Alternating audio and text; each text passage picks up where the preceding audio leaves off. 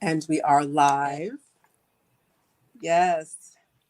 Welcome, everyone. Come on in. Come on in for an amazing edition of Tuesday Talk. We are live 9 p.m. GMT. Who in the chat knows what that stands for? Greenwich Mean Time. Yes, 3 p.m. Eastern Time and wherever else you are. Welcome, welcome, welcome to Tuesday Talk. We have an amazing guest today. An amazing guest, an internationally known and recognized and absolutely well respected author and Black historian, Mr. Robin Walker. His Greetings, greetings. Greetings. How are you? I'm having a good time. Good. Yeah, life is good. Life is good. It definitely is perspective and how you see it. I hate to be cliche. How is the weather where you are? Cold, dull, and miserable. In other words, a typical London day. A typical London day. Well, you have a little snippet of America right now on the East Coast and all this. So we're just going to give you some of the sunshine. We only have like 2 minutes left of it, but we're going to give it all to you. Okay, thank you very much. Awesome. So for those of you who do not know who Mr. Robin Walker is, you are in for a treat. This man is brilliant, and he has given us so much information and tools that we can use to help us live a more African-centered life. Okay.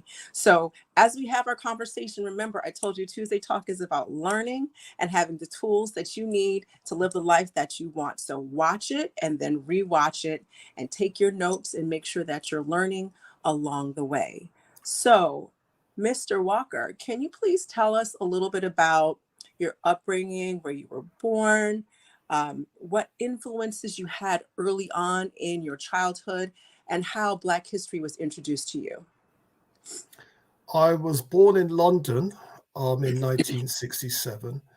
Um, the first 4 years of my life were in London, but then my parents wanted to return to Jamaica. So I spent 2 years living in Jamaica. Their marriage fell apart, and the result was they brought me back to England. So from the age of 6, I was back in England, and my growing up was done in Milton Keynes. But my adult education, when I became an adult, I went to university in London, and I've been back in London ever since.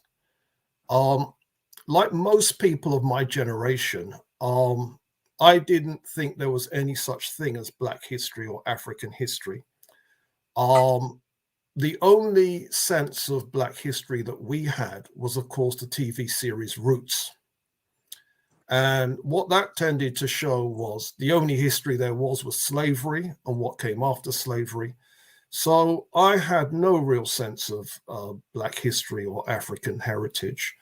But I promised myself that when I graduated from university, I would read the book, Chancellor Williams's book, The Destruction of Black Civilization. And I read that book in 1990. I didn't believe a word of it, but I did have a philosophy background. Philosophy was my second subject at university. So I learned how to check an argument. And Chancellor Williams's book passed the test. And I've since read it 5 times.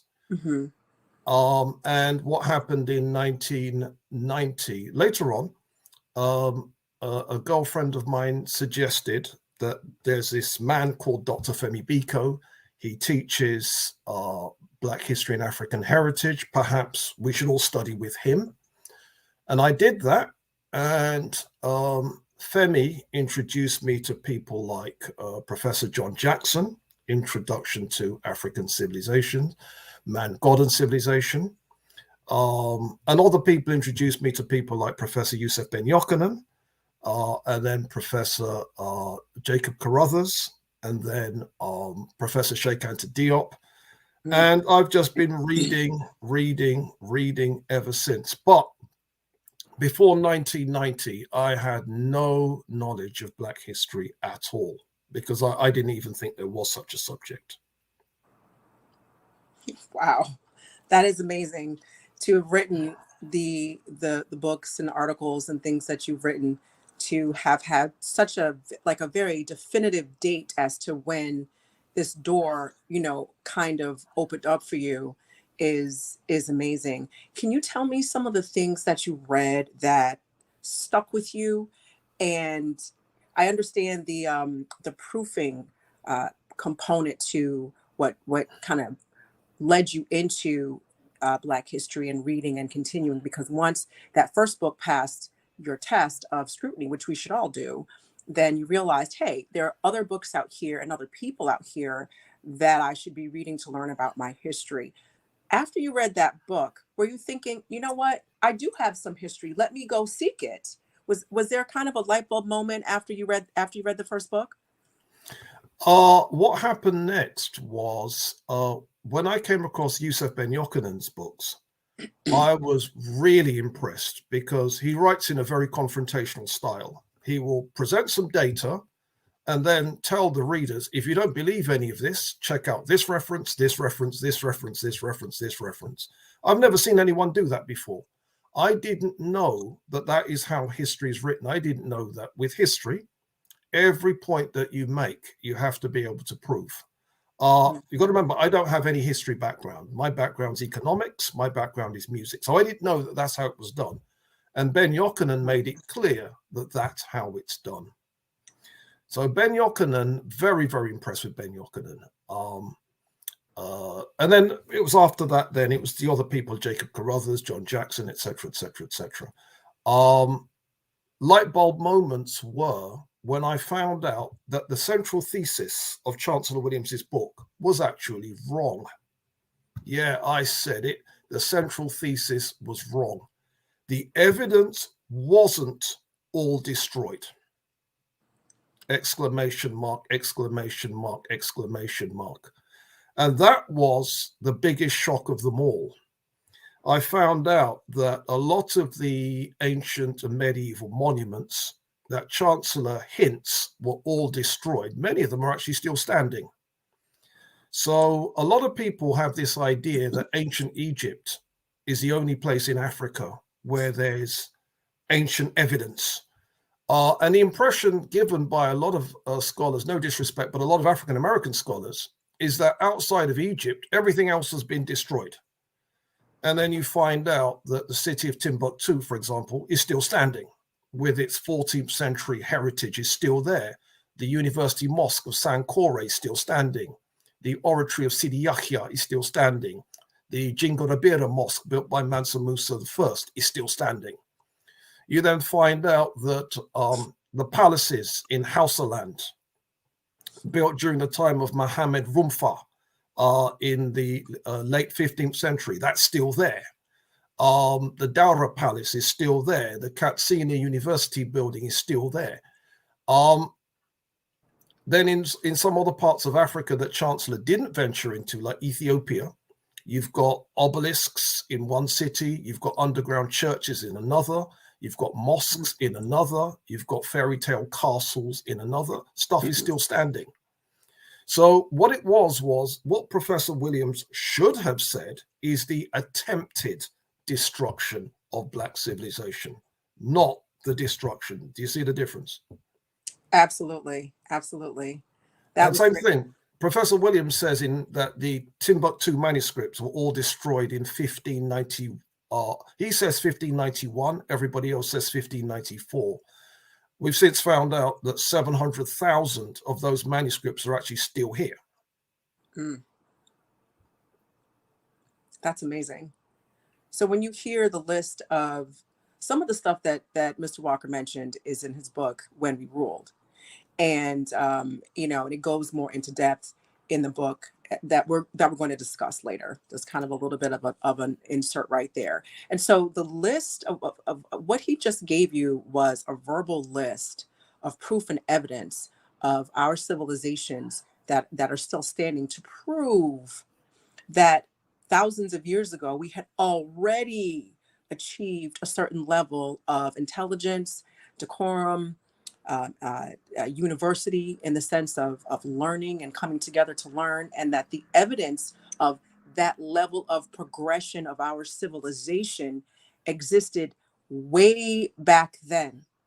So that lends to the, that undergirds and explains how we are as ancient as we are as African people, and how that traverses the entire continent. I remember learning it. So a little bit about my background is I, I knew Santa Claus was not real. Jesus was black, and the first people on the planet were African people. And I had, my parents gave me as much African and black history that they knew. And so in school learning certain things, I questioned it. Like I remember being in my freshman class and we had heritage. And I was like, how is this heritage when we're not talking about African people? And then I'm like, oh, well, they just mean they must mean white heritage. And so along the way, I kind of made some of those fixes. So if you were taught that our history begins with slavery, or the wordplay is slaves come from Africa, like you go to the grocery store to buy groceries, you go to a car lot to buy a car, you go to a hair care supply store to buy hair care supplies. So when you hear slaves come from Africa, it makes it sound like Africa is like the store for slaves, and like that's all Africa made.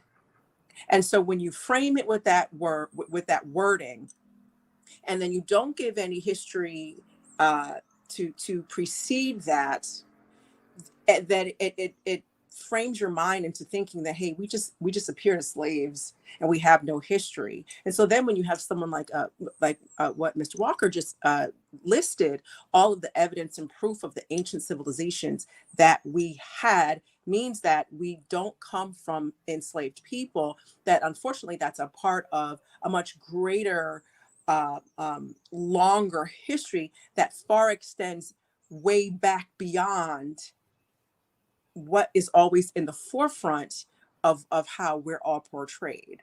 Okay, so like Mr. Walker named a lot of places that we should all research, learn, and know about. Just because he rattled it off of his head that fast doesn't mean that it's not important. It's important because it gives you the backstory to us. So I hope that you kind of, get a little bit of that, with what he was just saying. I do want to go a little bit into the long chronology and the short chronology, and if you can kind of give some contemporary history as well. On this platform, we spend a lot of time talking about Kemetic history, or ancient Kemetic history, which is very important. That civilization is very important. But just like you said, there were other civilizations that were happening at or around that time. If you could kind of give us the long and the short chronology, and also give us contemporaneous history with people from that time. Okay, very simply, the question is, how old is ancient Egyptian history, ancient Kemetic history? What's the starting point?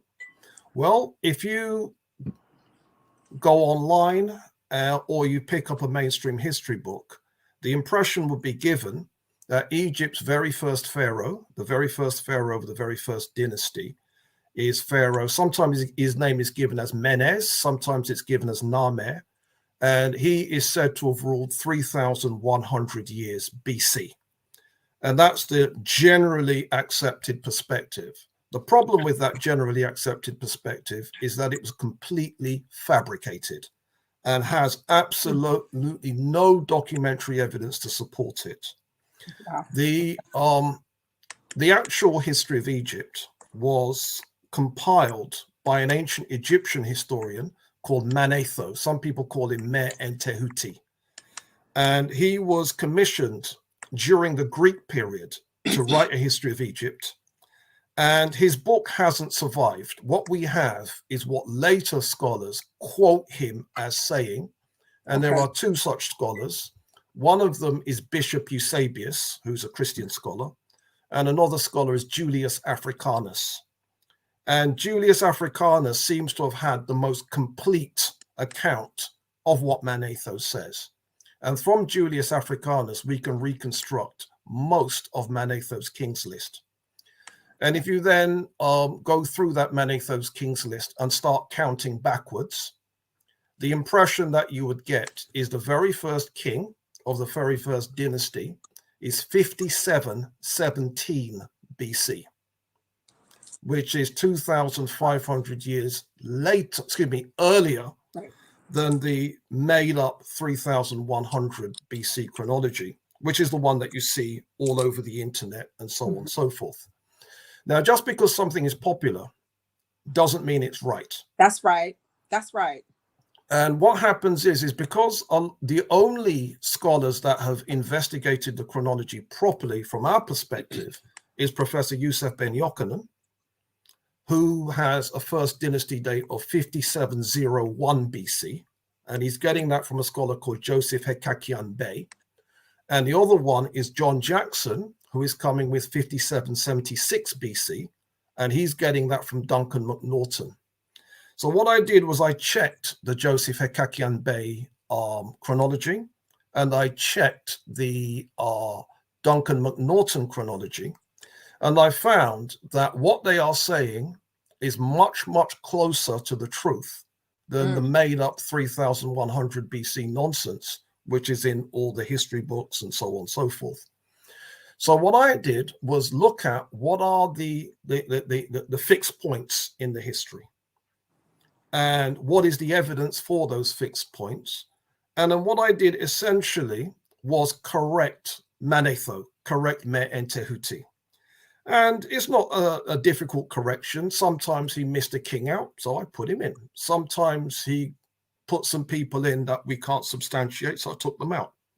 And just by dotting I's and crossing T's, I came to the conclusion that the very first king of the very first dynasty, Menes or Name, was 5660 BC, which is close to the 5717 given by Julius Africanus, close to the 5701 given by Joseph Hekakian Bey and used by Yusuf Ben Yochanan, and close to the 5776 BC used by John Jackson, but he's actually getting it from Duncan McNaughton. So what I did was I also then found out, well, what is the evidence on which the whole chronology is based on? And so I checked things like the Turin Papyrus. I can't read ancient Egyptian, but I can count in it. So if you know how long a particular person's supposed to reign, you can work out, oh, that's him or that's her. And I was able to do that, compare it with the other fixed points in Egyptian history. And the most important thing was, I think are you aware of the redating of the Sphinx by Professor Robert Schoch? Professor Schoch. Okay, the Sphinx is not 2500 BC or 2600 BC, which is part of the lying propaganda that makes Dynasty 4 2500, 2600 BC, and therefore Dynasty 1 3100 BC. The Sphinx is actually 5000 BC, and that was established by Professor Robert Schoch of the University of Boston, who noticed that the Sphinx has rainwear in a country where it doesn't rain. And therefore, Egypt must have rained at some point, and the latest geological period where it could have rained was 5000 BC, and therefore the latest possible date for the building of the Sphinx is 5000 BC. Now, on my chronology, the fourth dynasty, the time period of Pharaoh Khafra, the builder of the Sphinx, is 4800 BC, which is close to Robert Schoch's 5000 BC. Do you see? Yes. And that means then the long chronology is correct. And so the short chronology, it may be popular, but, you know, at one time, Donald Trump was popular. It is what it is. It is what it is. Thank you. So what Mr. Walker just did was basically like when you are putting your sheets on the bed and you shake them, and then you smooth it out, and then you see what you have in terms of where you have to begin to fold it under the mattress. That's what he just did. By correcting dates based upon empirical evidence, based upon evidence, we can give the a more accurate date as to when things happen. And so you've got a longer chronology, meaning we go back even farther than what people typically say. And what he was saying, just because something is popular doesn't make it correct. Can you talk a little bit about Sumer and where Sumer fits into all of this and the level of their development of their civilization around the same time? Yeah, ancient Sumer was in fact a largely Negro civilization, even though on the modern map it's Iraq. Now that blows people's minds, but we weren't just in ancient Egypt. That's right. The Middle East during this time period was Negro as well. And the descendants of those Sumerians, they're still around today in modern Iraq. There's a population in modern Iraq known as the Marsh Arabs. Mm. And the Marsh Arabs to this day are black. And they are the descendants of the Sumerians. All right, now, what dating do we have for the Sumerians? I mentioned a scholar called Duncan McNaughton. And Duncan McNaughton is the person that wrote the book, A Scheme of Egyptian Chronology, where he poses the date 5776 for Egypt's very first king, Pharaoh Menes or Pharaoh Name. That same Duncan McNaughton, the same guy, wrote a book on Babylonian chronology. And that book was published in 1929. And that book is called A Scheme of Babylonian Chronology, published by Duncan McNaughton. Excuse me, I'm wrong. 1930s when it was published. And I have the book. And his very first kings of the Middle East, Sumer, his very first kings is 3189 BC. And 3189 BC is 2,500 years after the very first kings of Egypt. So when the ancient Egyptians were doing their thing, the Sumerians were in prehistory. They were not dealing with history yet. And the time period where the Sumerians are dealing with history is the same time period that the ancient Egyptians were dealing with the Middle Kingdom.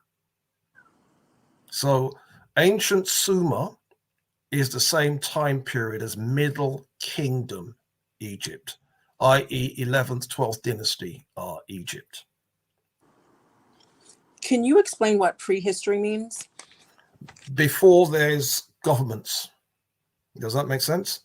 All right, so what it is then, if we go back before Pharaoh Name in Egypt, there's no government. Egypt, there's people living there, but they haven't established a government yet. They haven't established kings yet. They haven't established laws yet. And the most important thing that makes up history is they don't have writing yet. Does that make sense? Yes. And so anything before that period is prehistory. So the Sumerians, they get their act together 3189 BC, according to Duncan McNaughton. So before 3189 BC, they are in prehistory. And before 5776 BC, according to Duncan McNaughton, the ancient Egyptians are in prehistory. Okay. So basically prehistory is before people really kind of come together as a community and set up some structure and record who they are and what they do. Absolutely. Yeah. Okay. Yeah. Okay, great. So, when we had spoken before, we talked a little bit about the Egyptians being the kind of little bit more recent ancestors to the West Africans. Can you go into a little bit of that and your opinion on, Egypt fell and migrated west and, settled in West Africa. Can you go into some of that for us, please? Honest opinion, I don't believe that happened. Right. Yeah. I am very, very much guided by my colleague and co-writer. If those of you that have got the book When We Ruled, it's co-written by a Zimbabwean scholar called Farirei Supia. And he has researched the linguistics of it. And here's the thing. We can definitely trace from ancient Egypt to East African culture. So there are people in East Africa who you can clearly draw a connection between the ancient Egyptians and them.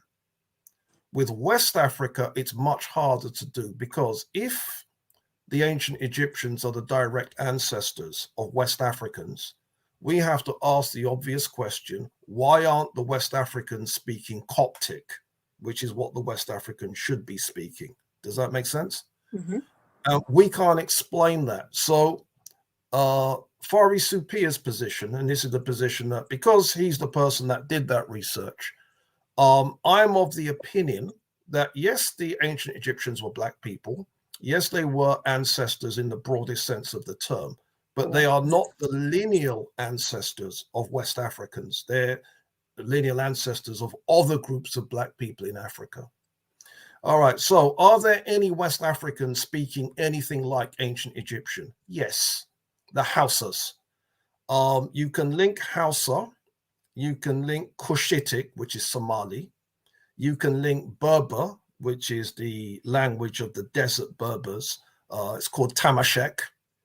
You can link ancient Egyptian into one language family. So Hausa, spoken by the northern Nigerians, that is indeed related to ancient Egyptian. But the other populations that people think of as being descended from the ancient Egyptians, such as the Yoruba, the language is just too different. And the percentage of ancient Egyptian words that should be in Yoruba, they're just not there. Do you see? So in my opinion, the ancient Egyptians should be seen as ancestors in the general sense, but not in the specific sense of being the ancestors of people from West Africa. So I smiled when he said Hausa land, because my grandmother took the test for the maternal lineage to see where the original African woman came from, and it was Hausa land. And so that's super exciting to hear that, and to hear that from you. So that was pretty awesome for me personally. And so once again, we have empirical evidence that can track migration, and that can track how culture moves from one place, to the next. Does that mean that no ancient Kemites went west? Probably not. But it means that the majority of them, the culture, the people, there's not as much proof, especially linguistically, as would need to prove that. So speaking of East Africa, can you because so some books will say, when they draw the map of Ethiopia, it would include what we would call Egypt, and then some books have Egypt closer to, or Kemet closer to how Egypt is drawn today. Can you explain the similarities between ancient Kemites and Ethiopians, the origins, and what is similar and what is slightly just a little bit of a variation of brothers and sisters? When the books talk about ancient Ethiopia, they don't mean the modern country calling itself Ethiopia. They mean the modern country calling itself Sudan. So the ancient Ethiopia. So when the Greeks talk about Zeus coming to earth to be honored by the blameless Ethiopians, they don't mean the country called Ethiopia today. They mean the country called Sudan today. Now, the country called Sudan today, in the ancient world, it was the kingdom of Tarseti. Later on, that same region became the kingdom and later empire of Kush.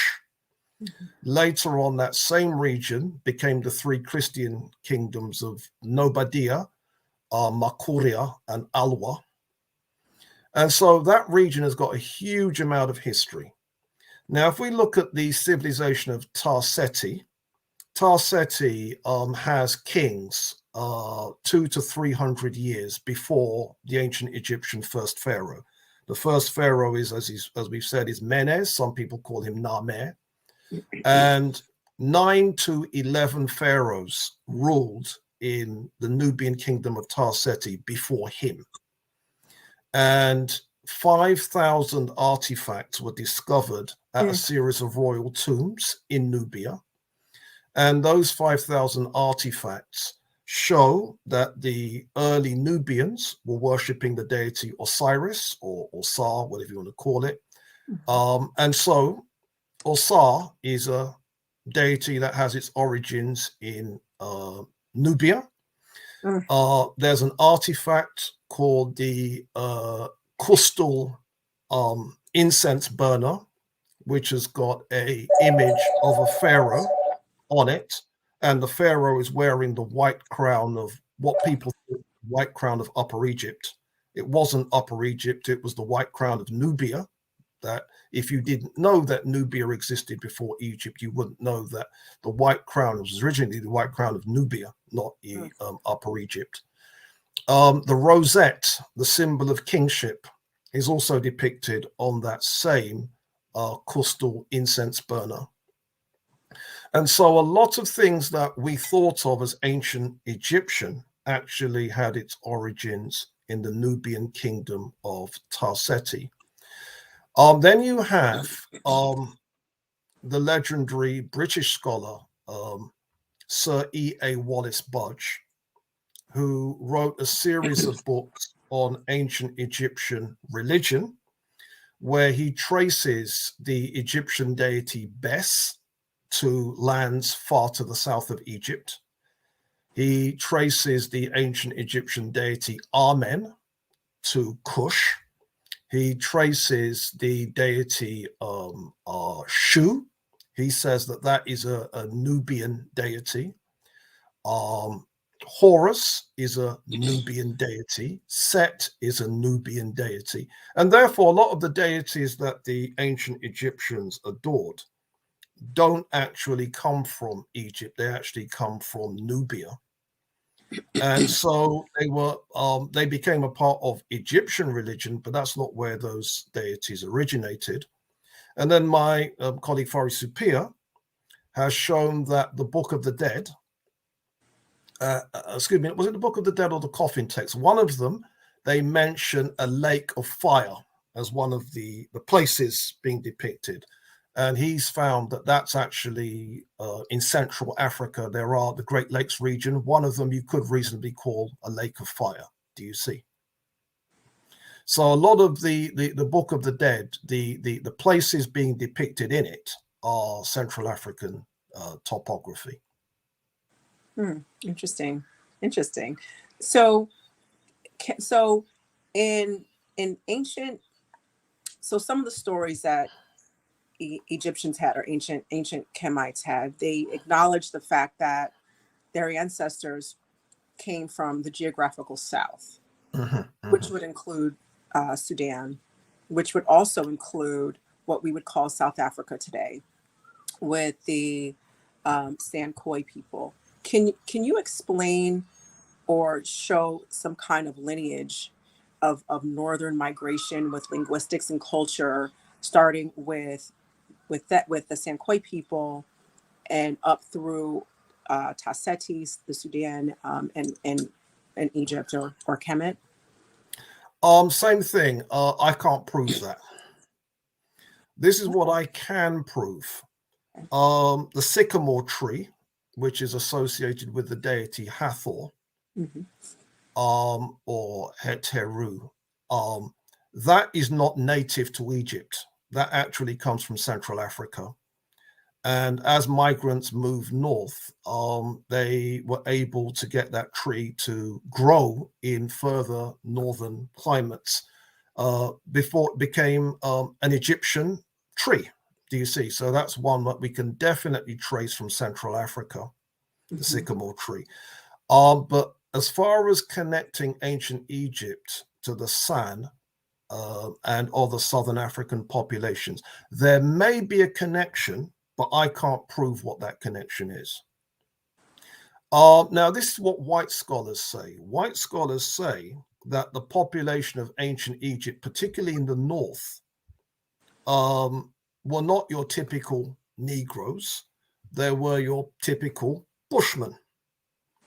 And to give you an example, during the 1970, was it 1971 or 1974, when Sheikh Anta Diop and Teofilo Benga took on those 18 fools at the Cairo Symposium.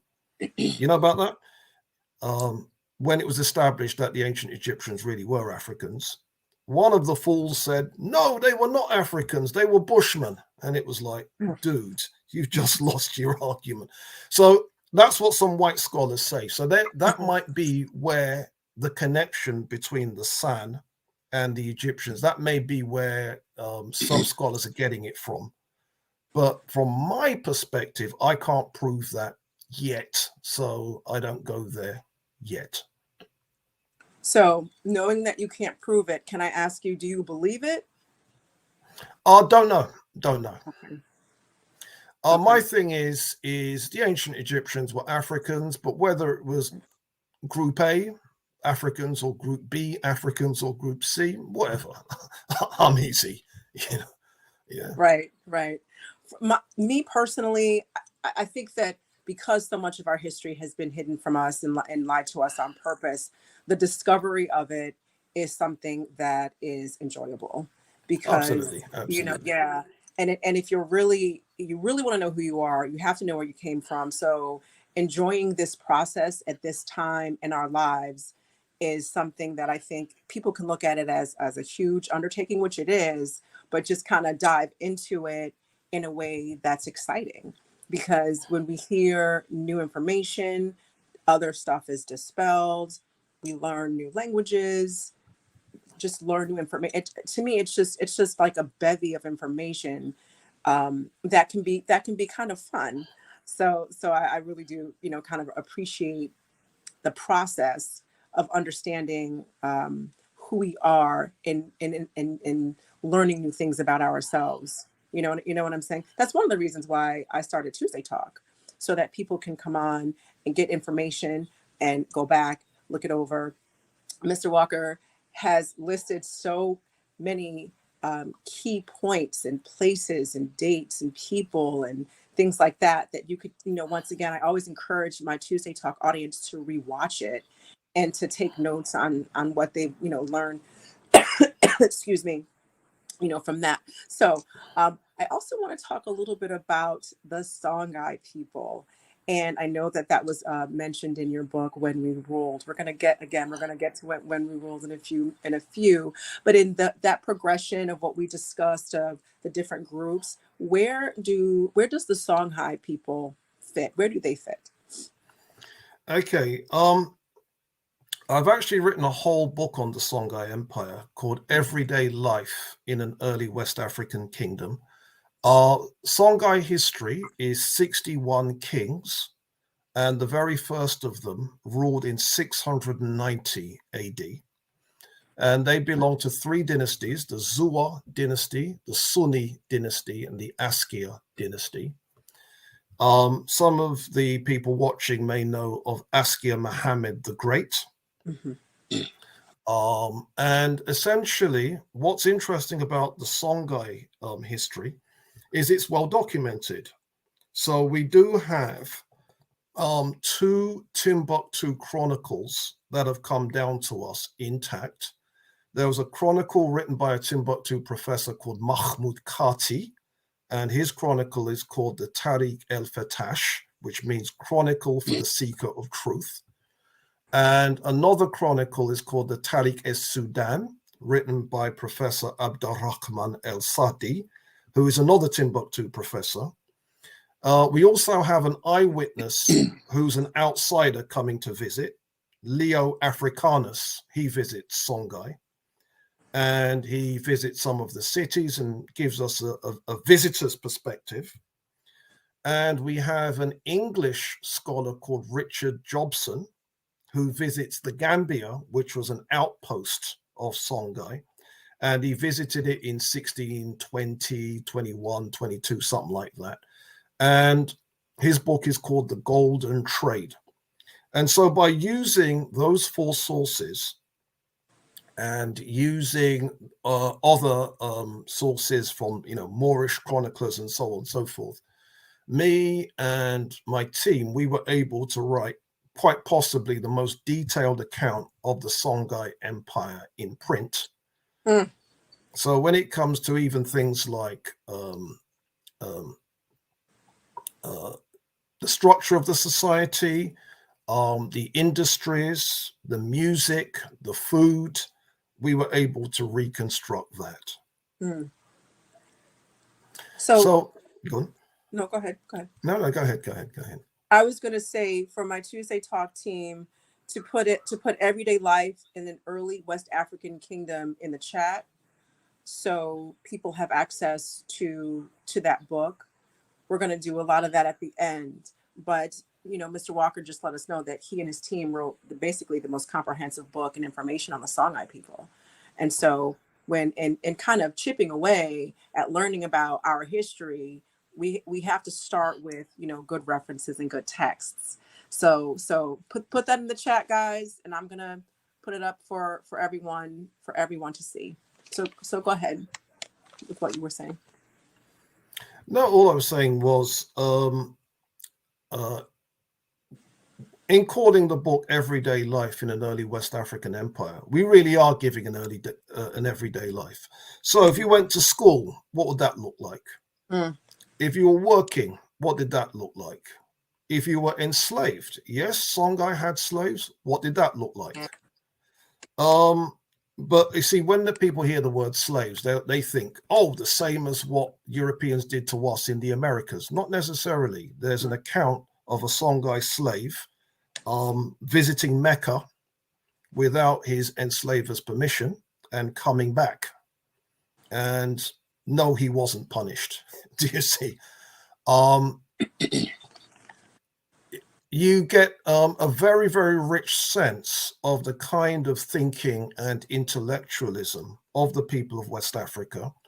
And it's a kind of thing that most people have never come across before.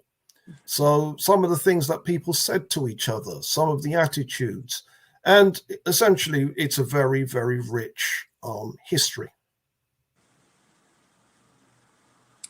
That sounds really interesting to know such detail. How did you guys find information on just like two people having a conversation, living their everyday life? A lot of it appears in the Chronicles. So the Tariq el-Fatash. One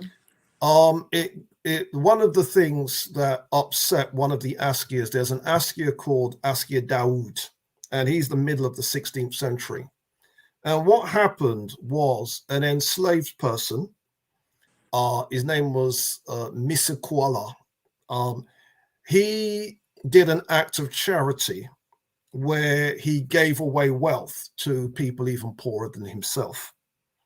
And word reached Askia Dawood that happened, and he was in consternation. How is this enslaved person giving away wealth and I haven't done anything?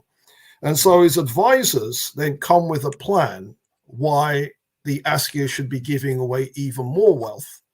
And they try to work the plan. And in the account given by the Tariq el-Fatash, it's about 11 pages of the consternation this enslaved person giving away wealth caused Askia Dawood.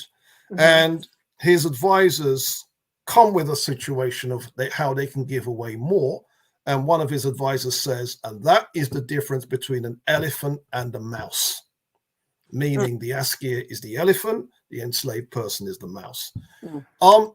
Now, the idea that the emperor should be upset that somebody gave away more than he did.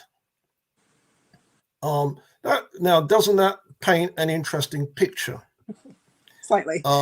Yeah. You then read about Professor Ahmed Baba, one of the Timbuktu professors.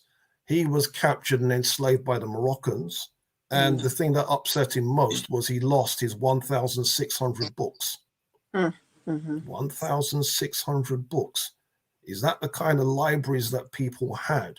Again, these are the kind of things that come out.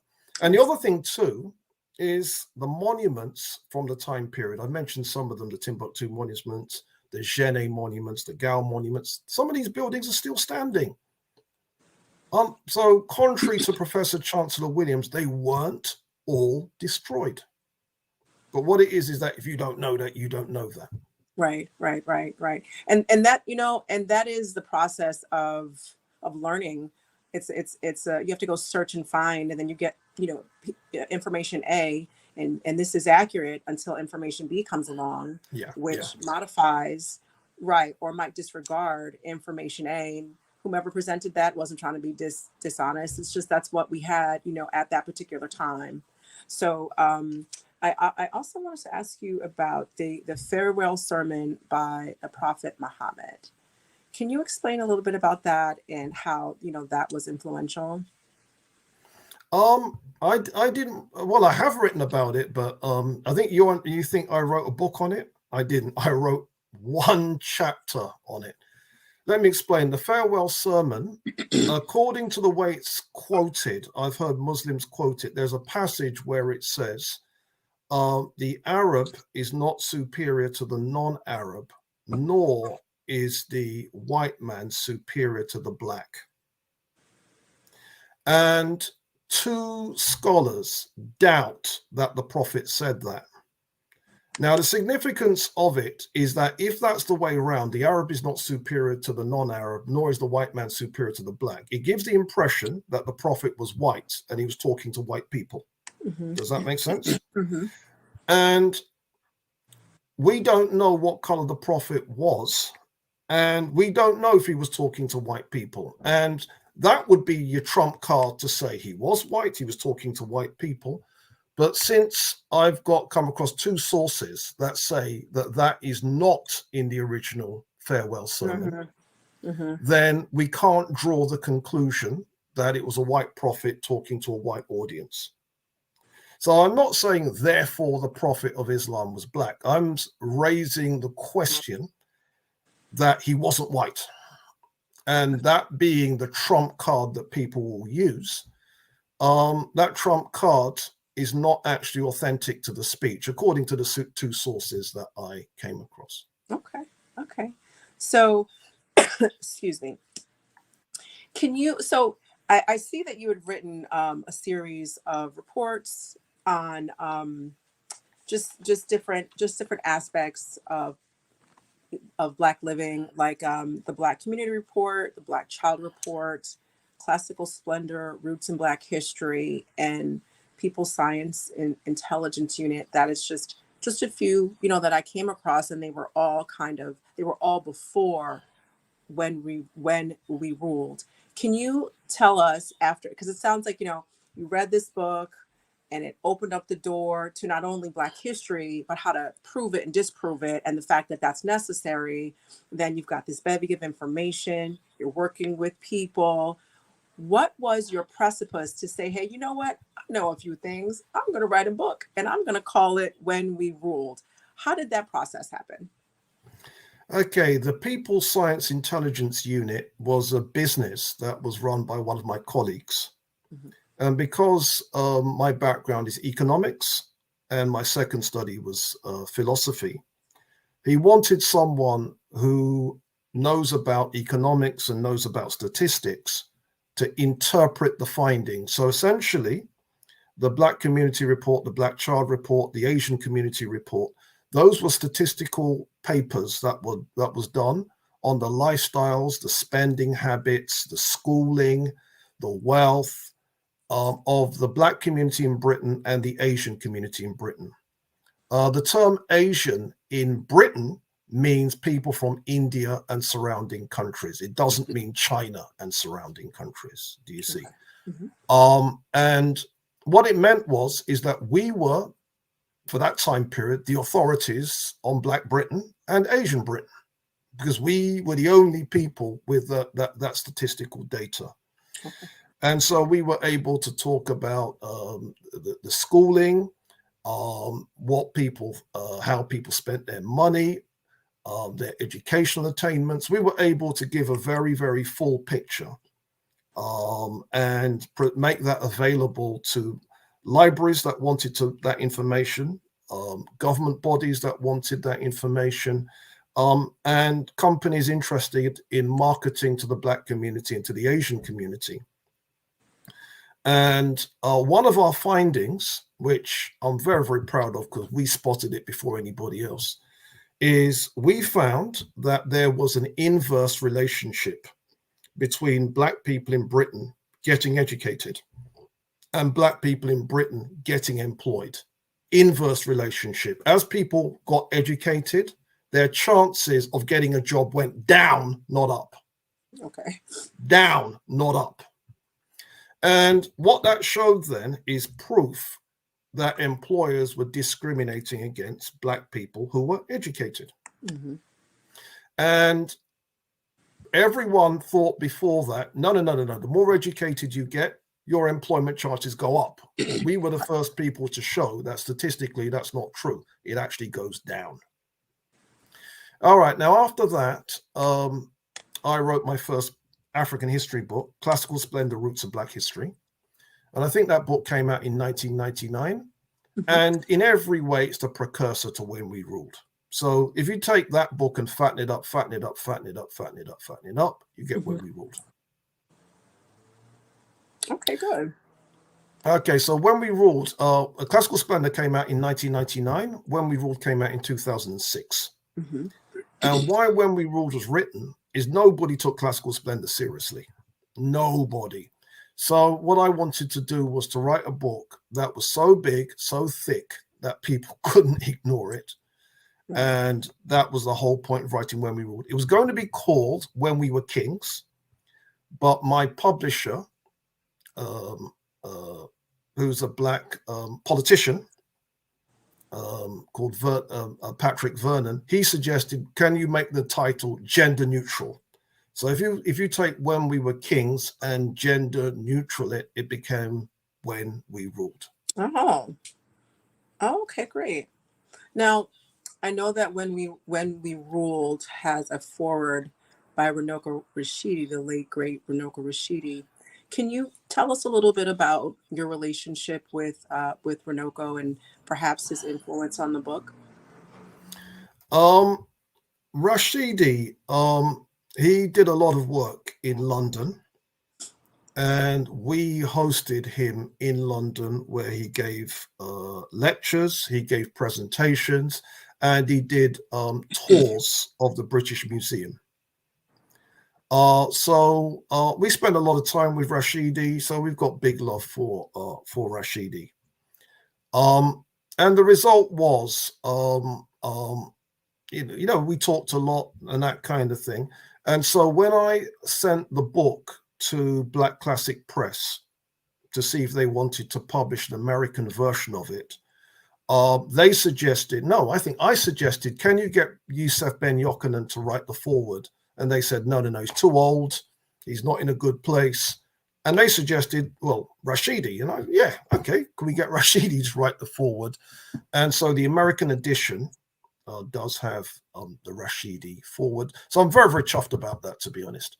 Now, the influence of Rashidi, two of the chapters, is it 2 chapters, 3 chapters? I can't even remember, deals with African civilizations in Asia.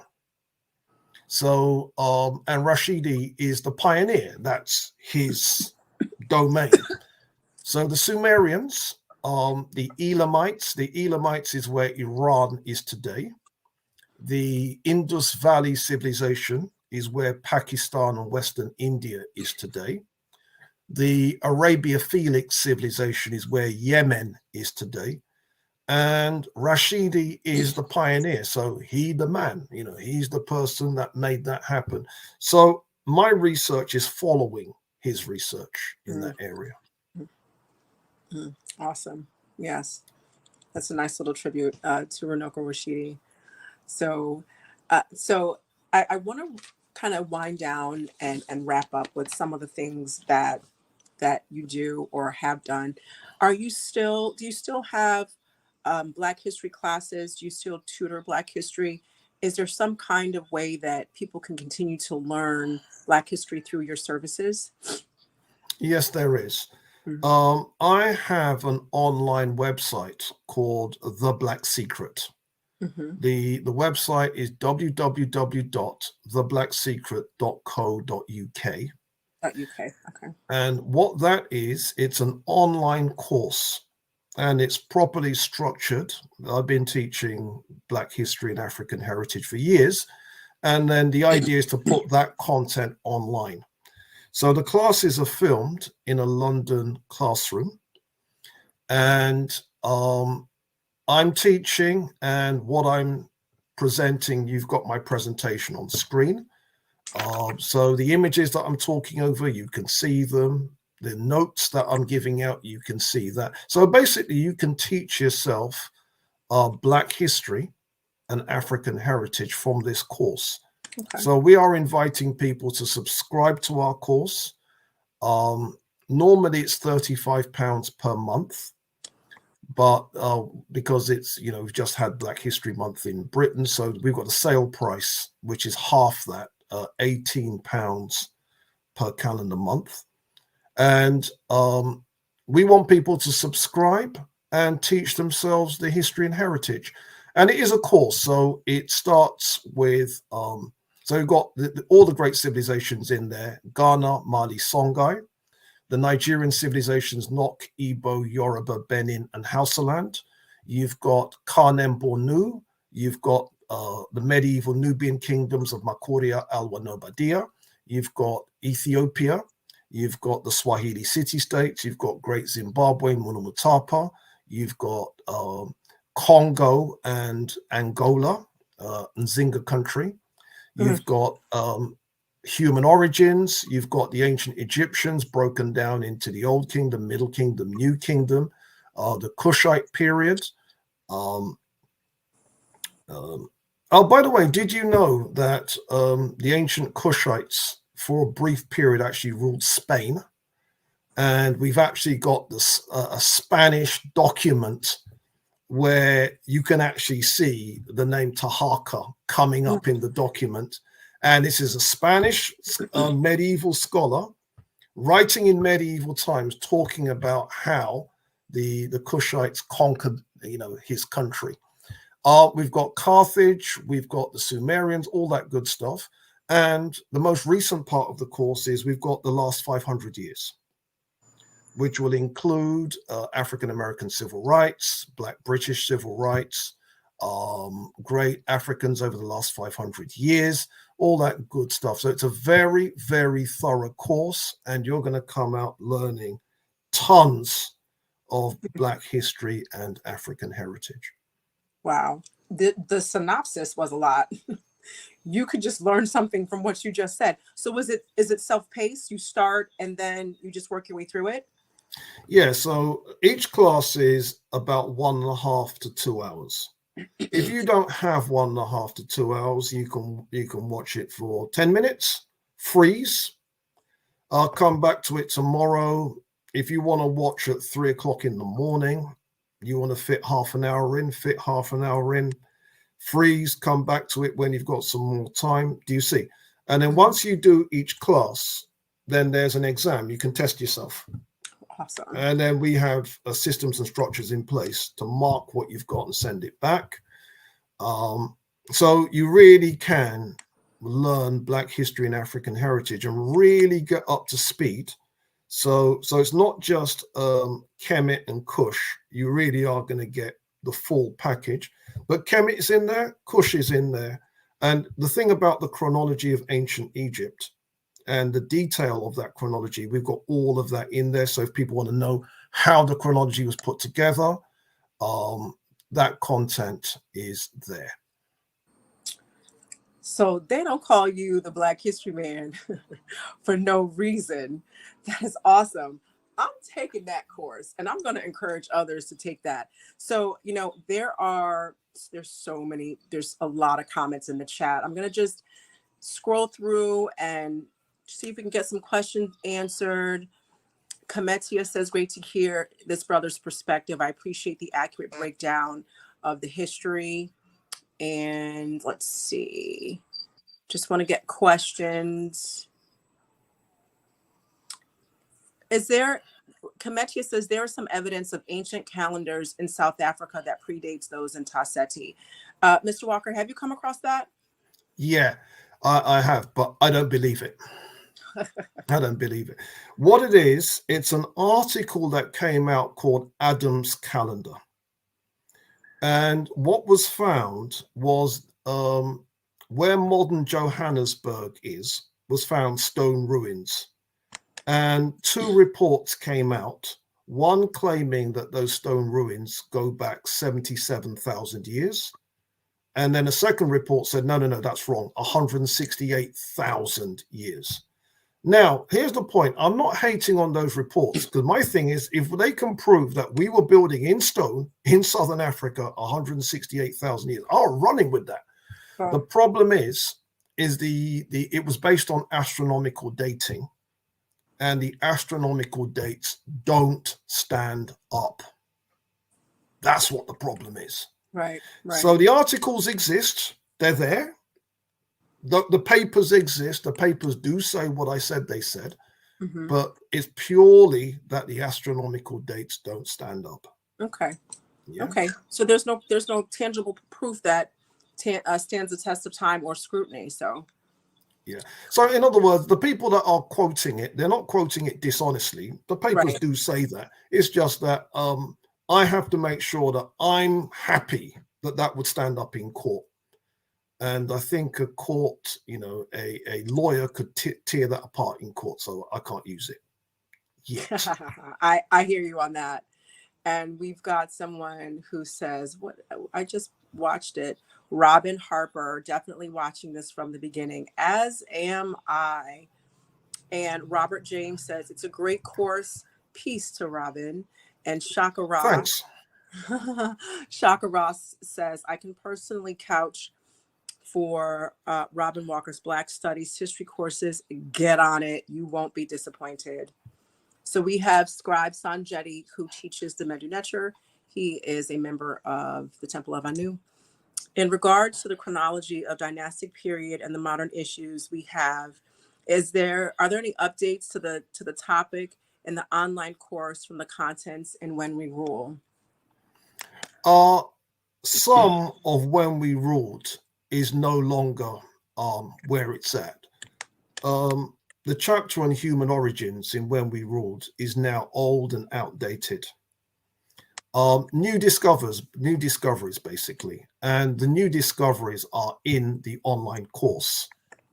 But I haven't had an opportunity to rewrite When We Ruled to change the data. Do you see? But yes. The online course is about as cutting edge as I'm aware of. Guys, it's here. So many times people don't know where to start because they're so overwhelmed. Well, here it is, y'all. It's right here. And if you want it, go get it. Okay. So I'm going to end it with that. Well, actually, I'm going to say this with all of Mr. Walker's contact information, his website, his book, When We Ruled. I'm going to get this information from him and update it. So, Mr. Walker, what I do is after the show is over, wherever I advertised it, I update it and I put links to any contact information that you want, the public to have. So just hang back a little bit afterwards. I'll get that information from you and I'm going to update all of this information. Guys, don't tell Mr. Walker, but I want to have him back. And here's what we can do. People who are going to sign up for the course, we can take the course together-ish, right? At our own pace, but at the same time, read the book When We Ruled, have Mr. Walker back, and we can have more of a question and answer kind of a Tuesday talk, but only after you've patronized his business, taken his courses, and have better questions to ask because you've spent the time to learn about it. If you're interested in doing this, because I'm doing it, y'all, And I want other people to do it with us. It'll be fun. You can have them back, ask some dope questions. Follow me at Yoga Girl Sai on Instagram and mention Tuesday Talk with Robin Walker.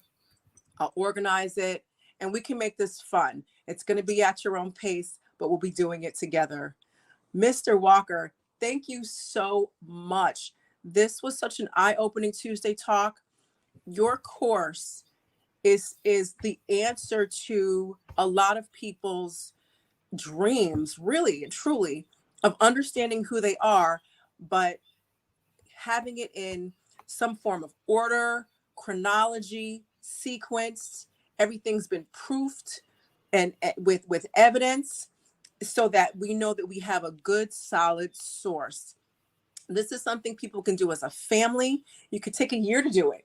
You all, your grandmama, the babies, everybody that can hear and speak and can repeat what you say can be a part of this process of learning who you are and make it something that is a lot of fun.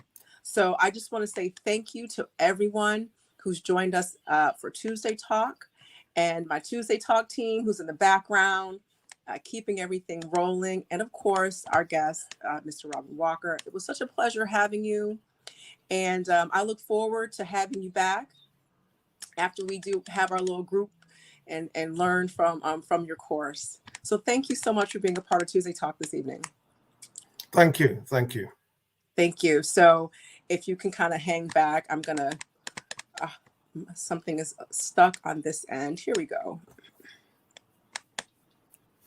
I'm going to end the broadcast and then we'll be able to get some of that information, even though I think my Tuesday Talk team probably got that. So this won't take that much time. Oh my goodness. My computer is, oh, here we go. My computer is stuck. Sorry about that.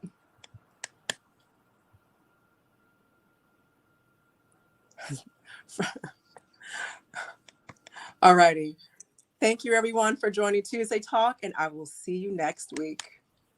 End the broadcast. We're still live. I apologize for this. That's okay. Here we go.